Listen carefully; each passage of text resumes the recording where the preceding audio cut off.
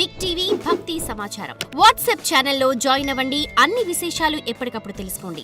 చాలా మంది కూడా చనిపోయిన వాళ్ళ వస్తువులను వాళ్ళ వస్త్రాలను అన్ని వాడుతూ ఉంటారు. అలా వాడచ్చా?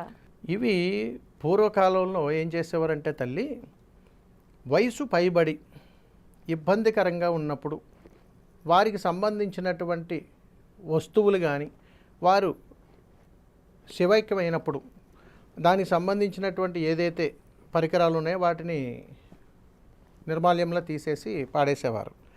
కానీ ఇప్పుడున్నటువంటి రోజుల్లో, ఇప్పుడున్న టెక్నాలజీలో సమాజం అది తీసుకునే పరిస్థితుల్లో కొంతమంది ఉంటారు, కొంతమంది ఉండరు.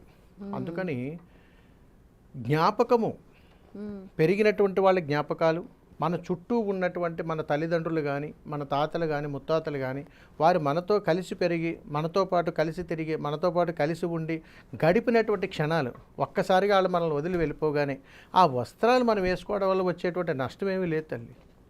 కాబట్టి అది వారి అనుగ్రహంగానే భావిస్తారు. మీరు గమనించండి, చిన్న వాస్తవం తెలియజేస్తాను. మా అమ్మగారంటే ఎంతో ఇష్టం అని భావించేటువంటి మనం అమ్మ అనుకోకుండా కానీ కాలం చేస్తే, ఏదో ఒక సందర్భంలో అమ్మ చీర మనం కట్టుకోగానే అది చూసినటువంటి వాళ్ళు మన అమ్మను గుర్తు చేస్తారా లేదా? చక్కగా అమ్మలాగే ఉన్నాం, అమ్మ చీర కట్టుకున్నాను అనగానే మన మనసు ఎంత ఆనందపడుతుంది. జన్మనిచ్చినటువంటి వాళ్ళు, మన పూర్వీకులు, మనతో పాటు ఉన్నటువంటి వాళ్ళు, మనకి జీవన విధానాన్ని అలవాటు చేసిన వాళ్ళు, ఇచ్చినటువంటి వాళ్ళు, వాళ్ళు వెళ్ళిపోయినా వాళ్ళ వస్త్రాలు కట్టుకోవడంలో వచ్చేటువంటి నష్టమేమీ లేదు తల్లి.